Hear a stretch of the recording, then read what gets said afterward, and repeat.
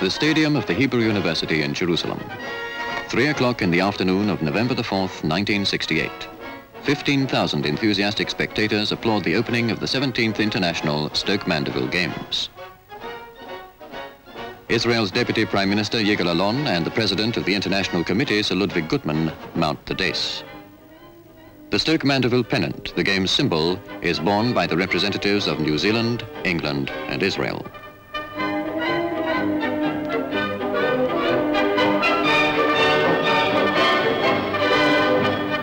The march past. 750 competitors from 28 countries are taking part. Each contingent is preceded by the name of its country, borne aloft by students of the Hebrew High School in Jerusalem.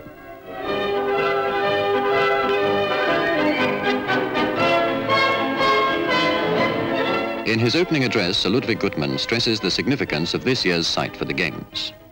The Stoke Mandeville Games take place at the same time that Israel is celebrating its 20th year of statehood. Both the State of Israel and our paralyzed sportsmen have had a long struggle to overcome many obstacles. Yet both have succeeded in uniting peoples who for centuries have had no rightful place in world society.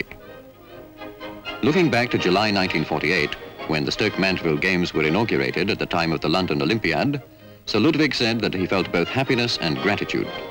A young sports movement which had started with 14 ex-servicemen and 2 women had now become international. Addressing the competitors, he stated that they may feel proud that their courage and wondrous sporting ability had led to the establishment of a movement which can unite people from so many different countries, to the establishment of a great family of friendship that could serve as an example to the entire world. The Games serve as a meeting place for veteran Stoke Mandeville participants who know each other from previous games, such as those held in Tokyo and in Rome. Know-how and experience are exchanged at special professional symposiums organized at the Hadassah Medical Center in Jerusalem and in Tel Aviv.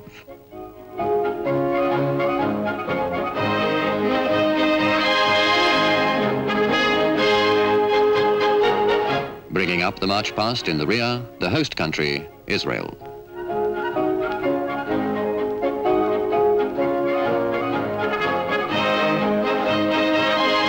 Deputy Prime Minister Yigal Allon, Sir Ludwig Gutmann and the Mayor of Jerusalem, Mr. Teddy Kollek, joined the capital's crowds in giving the participants a rousing welcome. Mr. Allon said significantly, "We could be the happiest nation in the world, were we only permitted to live in peace. We would have been glad to have welcomed at these games any sportsman who would have wished to come from the Arab countries." The ceremony is climaxed by the taking of the oath.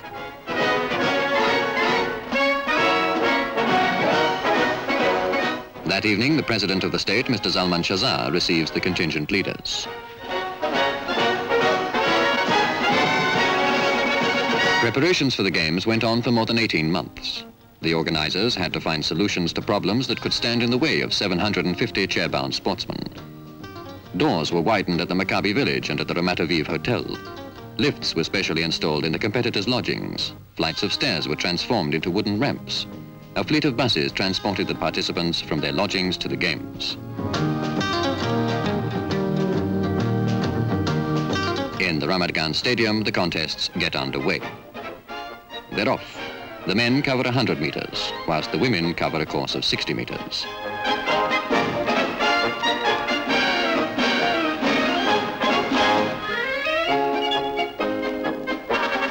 Handicaps are set according to disability.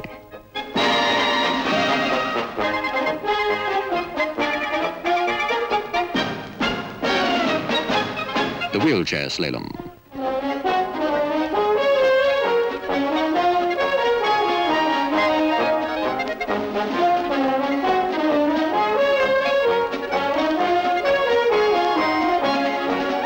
The course is complex, the obstacles more so.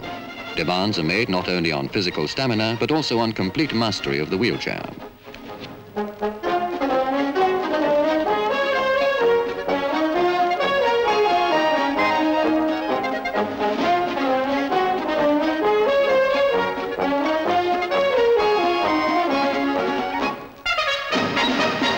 The men's awards go to the Japanese and to Australia.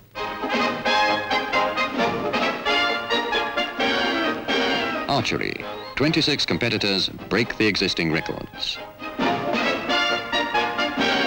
In the meantime, those with a few minutes to spare capture a passing moment and the opportunity of a gallant gesture. The games continue. The especially fine weather plays its part in the attainment of high standards and high spirits on the part of the competing sportsmen.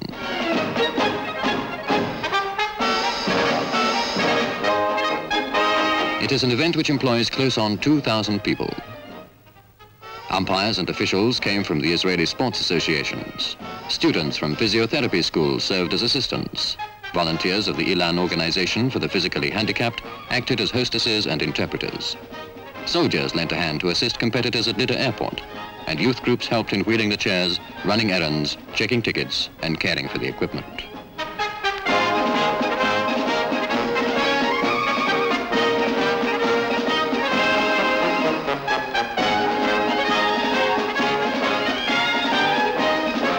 And from field events to weightlifting.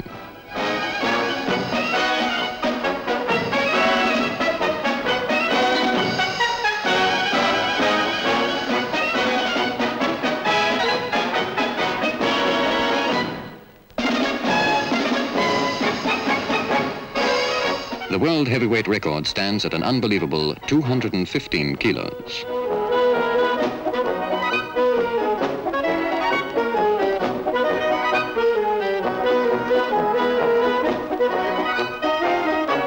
The serenity and peaceful calm of the bowling green provide a welcome relief from the lively activities in the other sports arenas, such as table tennis.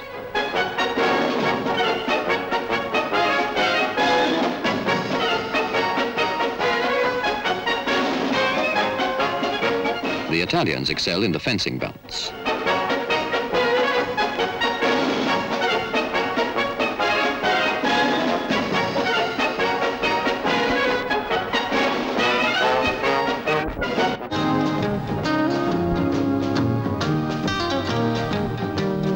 The two mayors, Arab and Jew, welcome the visitors to both the new town and the old, another opportunity for international friendship. The Archbishop of Galilee, Isidorus, utters a fervent prayer in the name of all religions for the peace of the players and of the human race as a whole.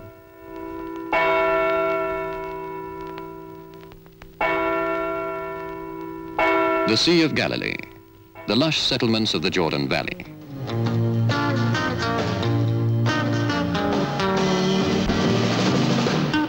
The 1,200 visitors get acquainted with the scenery and with life as it is lived in the kibbutzim on the shores of the lake. Every visitor gets a souvenir, a bottle of Jordan water.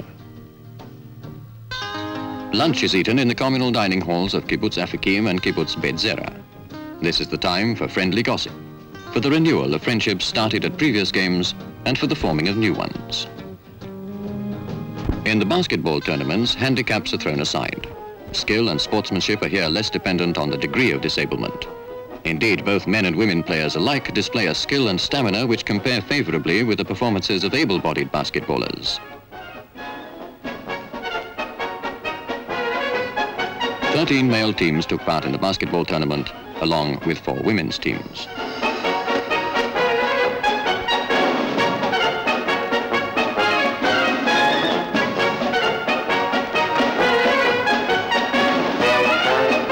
Swimming.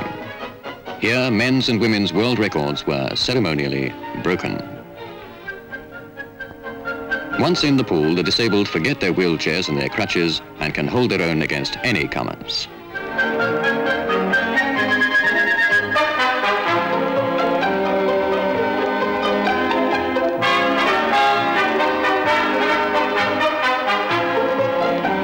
And the records get broken, and new records are set.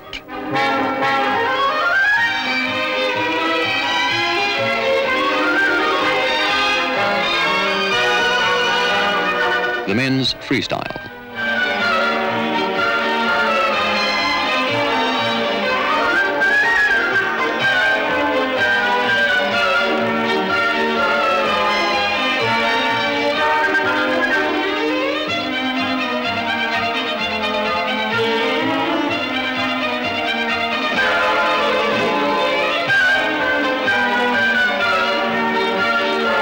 The 25 meters backstroke.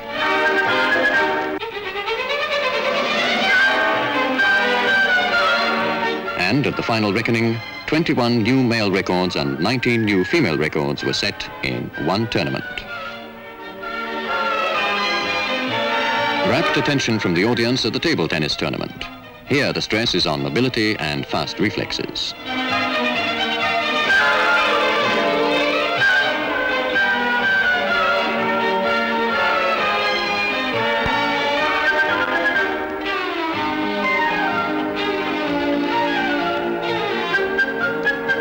Most of the medals in these events go to England and to Israel, although Norway, Australia, Italy and Germany gain their share of the credits.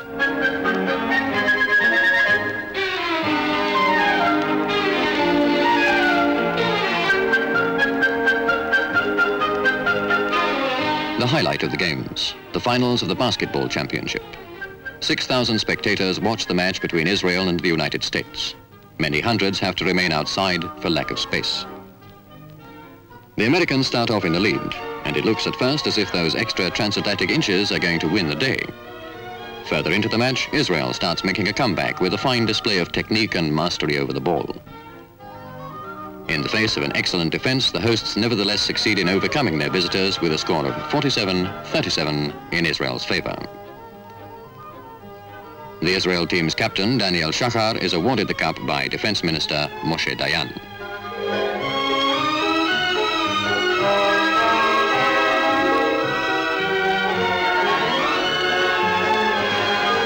The games are approaching their close. Medals and decorations for the winners. The time is approaching for them to return home and start training again for next year's games. They leave with many deeply felt and long-lasting memories. Memories not only of new records set, new medals won, but of human experiences, of the trips they took, of the friends they made, and of the evenings they spent together, rounded off by the closing ceremony. It is the spirit which counts, both in teamwork and in individual sporting achievements. Those are the words of the late Levi Eshkol, Israel's Prime Minister at the time of the Games. The readiness to concentrate the will, to develop hidden abilities, to work together and to play together with respect for one another. These are the things that count. It is this that we see most clearly in sporting contests for the disabled. Physically, fate has played against them. It is their will, their spirit, which enables them to challenge and to overcome their physical limitations. And this is the measure of real achievement. The challenge of the limitations of reality, the struggle against imposed conditions, against physical handicap. It is this that gives real meaning to the task. The same is true not only in sport, but in art. Indeed, in any branch of human endeavor.